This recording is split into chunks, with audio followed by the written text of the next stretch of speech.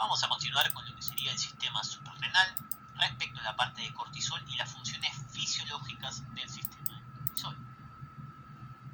Cuando hablamos de funciones del cortisol los vamos a dividir, por ejemplo, en esta clase en dos grandes grupos.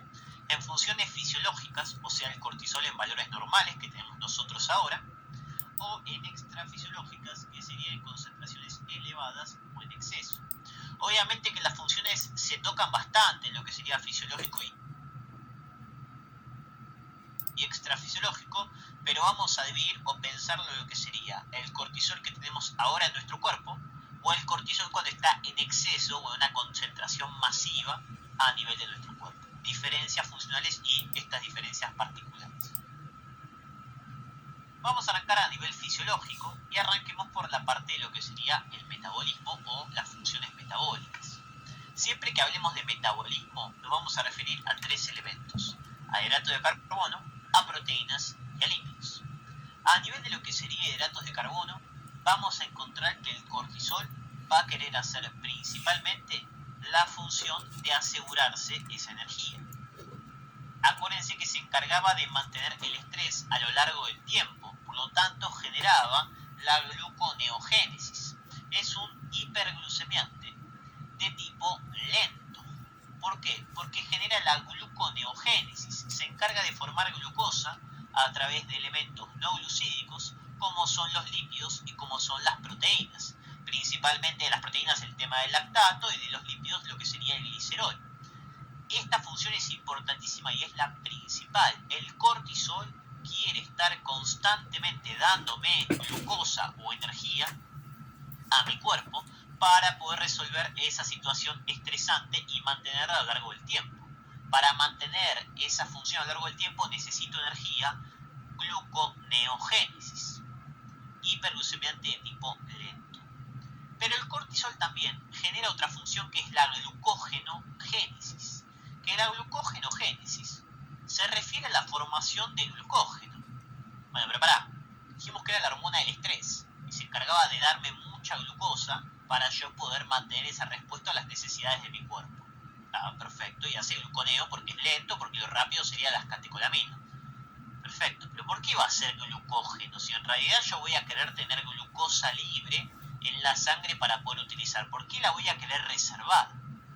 Esta es una función paradojal del cortisol, porque si es un hiperglucemiante, hacer o guardar la glucosa en glucógeno sería una acción hipoglucemiante.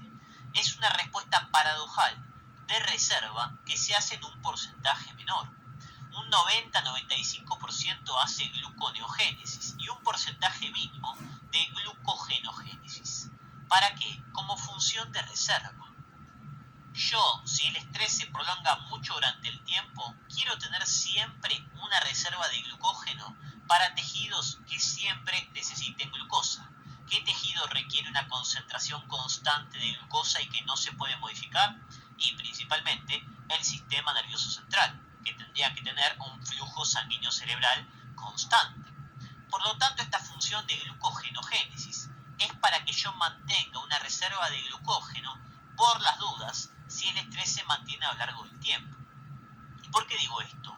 Porque, por ejemplo, si por alguna razón tardo un poco más en hacer la gluconeo, me quedaría por unos segundos capaz con disminución de la glucemia.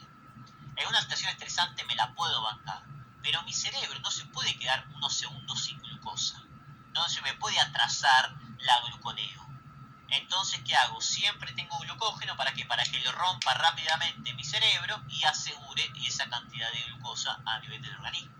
Por lo tanto, importantísima esta función paradojal como elemento de reserva en menor medida o en una cantidad mínima. Y la otra función que hace a nivel metabólico es una función indirecta. El cortisol me genera una pequeña resistencia a la insulina. Esta pequeña resistencia a la insulina no me va a generar ningún trastorno metabólico, pero existe. ¿Por qué? Porque si yo quiero tener mucha glucosa en los tejidos, ¿okay? O sea, a nivel de la sangre para poder llevar los tejidos ante esta situación de estrés, al tener mucha glucosa en sangre, se me va a liberar la principal hormona que regula la glucemia, que es la insulina. Una hiperglucemia me genera una liberación de insulina. Y esa insulina me va a guardar la glucosa en los tejidos. Y yo la verdad que no tengo ganas de que toda esa glucosa que liberé para mantener la situación estresante, me la guarde como reserva la insulina.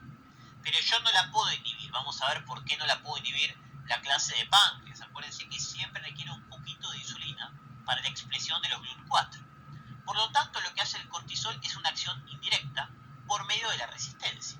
Al haber mucha hiperglucemia, va a haber mucha insulina. Y si hay muchísima insulina, esos receptores de la insulina, ¿qué hacen? Al sensar que hay mucha cantidad de hormona, empiezan a hacer un fenómeno de down regulation y se empiezan a ocultar o a disminuir. Por lo tanto, al haber mucha insulina, mi cuerpo empieza a disminuir los receptores y indirectamente genera una pequeña resistencia a la insulina. Va a haber más insulina normal, pero no va a hacer correctamente la función porque tiene menos cantidad de receptores. De esa manera el cortisol se asegura de que haya mucha glucosa libre y que la insulina no la guarde tanto. ¿Por qué? Porque tiene un poco de resistencia generada por el exceso del sistema de insulina. Como dije, esto no me genera alteraciones metabólicas, esta es una función de tipo fisiológico. ¿Y qué va a hacer con respecto a los lípidos y proteínas? Bueno, a nivel lípidos, si yo quiero hacer gluconeo y mi función principal es generar energía, voy a generar una lipólisis generalizada. Ojo, fisiológicamente hace lipólisis general en todo el cuerpo. ¿Para qué? Para sustrato de la gluconeo. ¿Y qué voy a hacer con las proteínas? Lo mismo, quiero tener ese sustrato de proteínas para poder producir el sistema de la gluconeo. Por lo tanto, hace catabolismo proteico, ojo, en pequeñas cantidades. No me rompe proteínas de estructura, sino que se encarga de romper algunas proteínas que están por ahí o que no estoy usando para usarlas como sustrato de la gluconeo y generar la hiperglucemia. Función principal, generarme glucosa en mi cuerpo, generarme hiperglucemia. Hay un efecto muy específico a nivel de las proteínas que genera anabolismo proteico a nivel hepático. Pero quédense que si yo tengo que formar la gluconeo, necesito lípidos, lipólisis generalizada como sustrato y necesito catabolismo proteico como elemento a nivel de este sustrato. ¿Qué pasa con las otras funciones que no son metabólicas? Habíamos hablado de funciones con respecto a lo que sería el sistema inflamatorio, y este es el efecto o la función antiinflamatoria.